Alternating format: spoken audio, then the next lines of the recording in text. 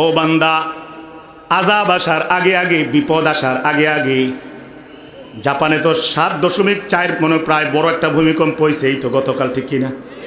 আমাদের দেশে একটু কম হয়, কারণ এখানে আলেম ওলামা বেশি, মাদ্রাসার ছাত্র বেশি, নামাজি বেশি, দিনদার বেশি, চোখের পানি ঝরানে ওয়ালা বেশি, তাহাজ্জুদ গুজার বেশি।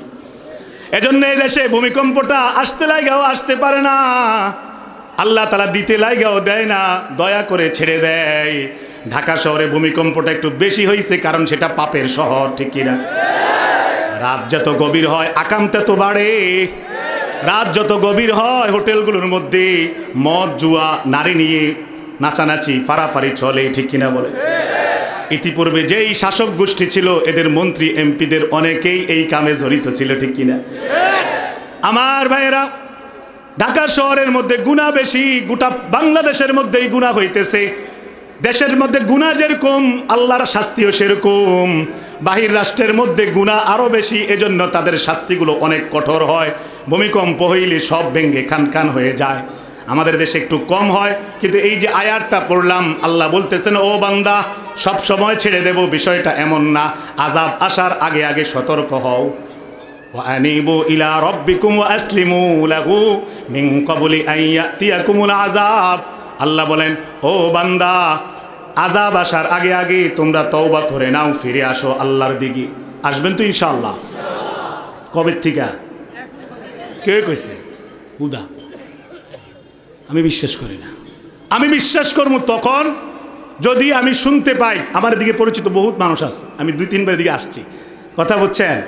নোয়াখালীর তো লোক আছেন না, নোয়াখালী আমার প্রোগ্রাম আছে সামনে জানুয়ারিতে। হ্যাঁ, কলরবের শিল্পী আবু সাইদের সাথে একটা প্রোগ্রাম আছে সামনে। আমার কথা শুনেন, আমি বিশ্বাস করব তখন আপনি ফিরে আসতে। এটা কখন বিশ্বাস করবো জানেননি? আমি যখন শুনবো যে আগামীকাল সেলুন দোকানে ভিড় লাগছে চুল ছোটো করার জন্য, তখন বিশ্বাস।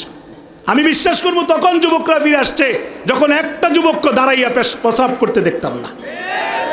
যুবক তো দাঁড়ায় প্রস্রাব করে আর স্মার্ট ভাবে নিজেকে, আসলে সে স্মার্ট না, এটা কুত্তার আচরণ, কথা বলে। যে দাঁড়াইয়া প্রস্রাব করে তার সাথে কুত্তার সাথে কোনো পার্থক্য নাই। পার্থক্য আছে একটু, কুত্তা এক ঠ্যাংটা একটু এমনি আলগি দেয়, হাতে 2 ঠ্যাং খাড়া রাখা পেশাব করে, একটা টান মেরে চেন লাগাই দেয়, আর এন্ডিয়া প্রস্রাবের ফুটা পড়তে পড়তে নাপাক হয়। আর এন্ডিয়া কিন্তু বডি স্প্রের গান, ফগ মারে, ফগ একটা স্মার্ট। আরে বাপ, নিচে দিয়ে মুতের গন্ধ বেটা, উঠবে না ফগ, খবিস, শরমও লাগে না যদি বলে নামাজে আসো না, প্যান্ট না পাক পরে ওই না। দুষ্ট, লজ্জা থাকা দরকার। আমার ভাইয়েরা, এটা হাসাহাসি করে উড়াই দিলে হবে না। আজকে যদি হাসতে থাকো আর যদি আমল না করো, কথাগুলো একদিন ধরা খাবা। এজন্য সময় থাকতে তওবা করে নেন। আল্লাহ তাআলা তওবাকারীকে বড় ভালোবাসেন। রাসূল বলছেন, তওবা করলে সব গুনাহগুলো আল্লাহ দয়া করে মাফ করে দেয়। রাসূল বলছেন, তওবাকারীর সমস্ত গুনাহ আল্লাহ তাআলা মুছে দেয়। আল্লাহও বলছেন, তওবাকারীকে আল্লাহ বড় ভালোবাসেন। আমার ভাই, কয়টা গুনাহ করছেন? কত হাজার গুনাহ করছেন? রব্বুল আলামিন কোরআনে কারীমের মধ্যে বলেছেন, লা তাকনাতু মির রাহমাতিল্লাহ ইন্নাল্লাহা ইয়াগফিরুয যুনুবা জামিআ। ও বান্দা, আমি আল্লাহর রহমত থেকে নৈরাশ হইস না। পাহাড় সমান গুনাহ করলেও আমি আল্লাহ এক ফোঁটা চোখের পানি দিয়া মাফ করে দেব। ইন্নাহু হুয়াল গফুরুর রহিম, কেননা আমি ক্ষমাশীল এবং দয়াময়। আমার ভাইরা, আল্লাহ রাসূল বলেছেন, আল্লাহ তাআলা 2 রকমের ফোঁটা বেশি পছন্দ করে।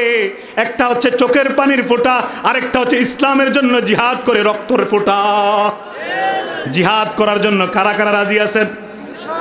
কারা কারা আল্লাহর জন্য রক্ত দিবেন বলেন ইনশাআল্লাহ? নারায়ে তাকবীর, নারায়ে তাকবীর। আল কোরআনের আলো, আল হাদিসের আলো। হাত নামান, দেখা যাবে। নির্বাচন আইতেছে, দেখা যাবে কেডা তাকবীরের পক্ষে আর কেডা টাকার পক্ষে, বিরিয়ানির পক্ষে। দেখবো আমরা ইনশাআল্লাহ। কাছে হয়ে গেছে।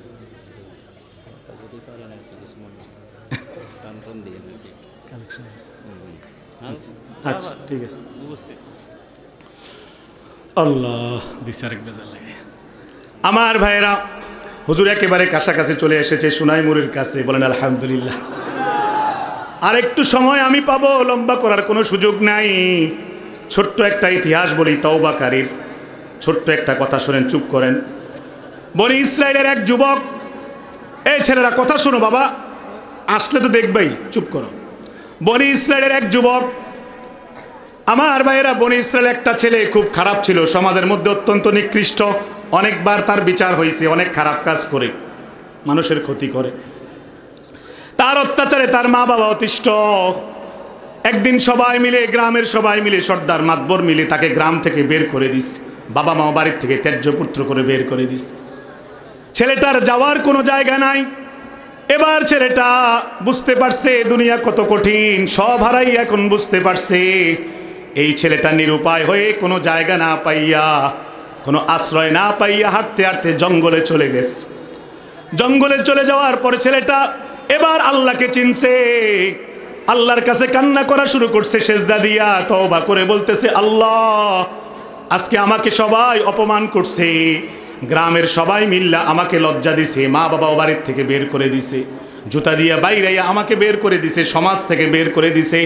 আল্লাহ তুমি ছাড়া আমার এখন কেউ নাই, তুমি আমার আশ্রয়দাতা। আমার ভাইরা, ছেলেটা আল্লাহ তাআলার কাছে একটা বিশেষ আবদার করে বসলো, বলল, আল্লাহ আমি আমার এই লজ্জার মুখটা মানুষকে আর দেখাতে চাই না, তোমার কাছে ফরিয়াদ, তুমি আমাকে মরণ দাও, তুমি আমাকে মৃত্যু দিয়ে দিতে হবে, তুমি যতক্ষণ মরণ না দিবা আমি কিছুই খাবো না, এভাবেই সেজদা দিয়ে কাটতে থাকবো, জঙ্গলেই আমি মরে যাব। ছেলেটা বলল, আল্লাহ এক নাম্বার ফরিয়াদ তোমার কাছে, তুমি আমাকে মরণ দিবা। দুই নাম্বার কথা হচ্ছে, আমি সারা জীবন যেই পাপ করছি, যেই গুনাহ করছি, এই গুনার কারণে আমি জান্নাতের কোনো আশাও করতে পারি না। তবে আল্লাহ তুমি যদি আজকে আমাকে মরণ দিয়ে, আমাকে মাফ করে দিয়ে জান্নাত দিয়ে দাও, দুনিয়ার কেউ জানবে না, কেউ দেখবে না, তোমার রাজত্বের কোনো অংশের কমবেও না, বাড়বেও না। এমন একটা কথা বলছে, তোমার রাজত্ব যেটুকু, তোমার রাজত্বের কোনো কুল কিনারা নাই, তবে তুমি জানো তোমার কদ্দুর সীমা। ও আল্লাহ, আমার মতন একটা ক্ষুদ্র বান্দাকে মাফ করে দিলে তোমার যে দূর রাজত্ব আছে এর কোনো অংশ বাড়বে না, কোনো অংশ কমবেও না। সুতরাং পারলে আমাকে তুমি আজকে হত্যা করে, আমাকে তুমি মেরে ফেলে তুমি আমাকে মরণ দিয়ে দিও, এবং পারলে ক্ষমা করে দিও। আমার ভাই, ছেলেটা কাঁদতে কাঁদতে যখন রব্বুল আলামিনের আরশে আজিমকে দোলা লাগায় দিছে, আল্লাহ আর সহ্য করতে পারে নাই। আল্লাহ বান্দার চোখের পানি সহ্য করতে পারে না। বান্দা যখন মন থেকে তওবা করে, বান্দা যা চায় আল্লাহ সব দিয়ে দেয়। বান্দা 100 বছর পরে চাইলেও আল্লাহ তাআলা 100 বছর পরেও সন্তান দেয়। ইব্রাহিম নবীকে আল্লাহ দিছে, ঠিক কিনা বলেন? জাকারিয়া নবীকে 80 বছর বয়সে বুড়া হয়ে গেছে, সন্তান দিছে। আপনি কেন ভণ্ডের কাছে যাবেন? আপনি শুধুই আল্লাহর কাছে চাইবেন, বলেন ইনশাআল্লাহ। ওই ছেলেটার তওবা আল্লাহ এতটা কবুল করছে, আল্লাহ রাব্বুল আলামিন ছেলেটাকে ইন্তেকাল করাইছে। মুসা নবীর জামানা ছিল, তখন মুসা নবীকে আল্লাহ জানায় দিছে, মুসা নবী যাও, একটা এলাকার একটা ছেলে জঙ্গলের মধ্যে মরে পড়ে আছে, তাকে নিয়ে আসো, দাফন কাফন করে জানাজা দাও, এবং মানুষকে জানিয়ে দাও এই ছেলের জানাজায় আজকে যত লোক অংশগ্রহণ করবে, আমি আল্লাহ এই ছেলের বরকতে সবাইকেই মাফ করে দেব। মুসা নবী ওই ছেলেকে খুঁজ করে সেখান থেকে উঠায় আনছে, দাফন কাফনের ব্যবস্থা করছে, জানাজার সব কিছুর ব্যবস্থা করার পরে লোকেরা যখন দেখলো ছেলেটা ওই খারাপ ছেলে, অনেক লোকেরাই আসে নাই, অল্প কিছু লোক মিলে জানাজা দিছে। কিন্তু যারাই জানাজা দিছে, আল্লাহ মুসা নবীকে পরে জানায় দিল, আমি আল্লাহ আজকের যারা জানাজা দিছে এই লোকের উসিলায় সবাইকে মাফ করে দিছি। আমার ভাই, আল্লাহ তওবাকারীকে বড় ভালোবাসে। বনি ইসরায়েলের কিফিল নামক এক ব্যক্তি সারা জীবন জিনা করছে, মদ খাইছে, একদিন শুধু জিনা থেকে মুক্ত হয়ে তওবা করছে। ওই রাতে আল্লাহ তাকে মরণ দিছে, সকালবেলা তার ঘরের সামনে লিখে দিছে, আমি কিফিলকে মাফ করে দিছি। এজন্য যুবক ভাই আমার, যেভাবে লাইফ স্টাইল চালাইতেছেন সতর্ক হয়ে যান, সাবধান হয়ে যান। অচিরেই মৃত্যুর সাথে দেখা হবে, অচিরেই আজরাইল আসবে। ওয়াজাআত সাকরাতুল মাউতি বিল হক যালিকা মা কুনতা মিনহু তাহিদ। অচিরেই আজরাইল দেখা দেবে, যে মৃত্যু থেকে লুকাইতে চাইতেছেন, পালাইতে পারবেন না। কুল ইন্নাল মাউতাল্লাযী তাফিররুনা মিন ফাইন্নাহু মুলাকীকুম। যেই মরণ থেকে বান্দা পালাইতে চায় এটা অবশ্যই সাক্ষাৎ করবে। আমার ভাই, আল্লাহ বলছেন ওয়ালা ইউআখিরুল্লাহ নাফসান ইযা জা আজালুহা। ইতিপূর্বে কাউকে আমি সুযোগ দেই নাই, ভবিষ্যতেও কাউকে দেব না। যার যখন হায়াত শেষ হবে সেদিনই ধরা খেয়ে যাবেন, সেদিন আর তওবার সুযোগ পাবেন না। সময় থাকতে আজকেই সিদ্ধান্ত নেন, জীবনে আর কোনোদিন গুনাহ করব না, বলেন ইনশাআল্লাহ। কোন মেয়ের সাথে সম্পর্ক নেই, যে হাত তুলে না দেখেন, কোন মেয়ের সাথে সম্পর্ক রাখবো না, বলেন ইনশাআল্লাহ। নামাজ ছাড়বো না, ফজর ছাড়বো না, বলেন ইনশাআল্লাহ। হাত নামান। যার যার সাথে পরক্রিয়ার সম্পর্ক আছে কোন মহিলা, যার যার সাথে প্রেমের সম্পর্ক, অবৈধ কাজ এটা আছে, হ্যাঁ, ওই মেয়ের জন্য সেকা খাইয়া বাঁকা হওয়ার দরকার নাই, ফাঁসি দেওয়ার দরকার নাই।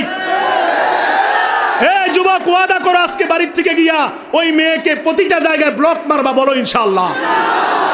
এর ডাইরেক্ট কলে ব্লক, এর মেসেঞ্জারে ব্লক, এর ইমোতে ব্লক, এর হোয়াটসঅ্যাপে ব্লক, শেষ শেষ। এই মেয়ে নবী ইউসুফ যেরকম জুলাইখাকে ব্লক মাইরা দৌড় মারছে, দরজা খুলে দিছে আল্লাহ তাআলা, তুমি এরকম ওই বেগানা নারীকে ব্লক মাইরা দিবা আজকে, বলো ইনশাআল্লাহ।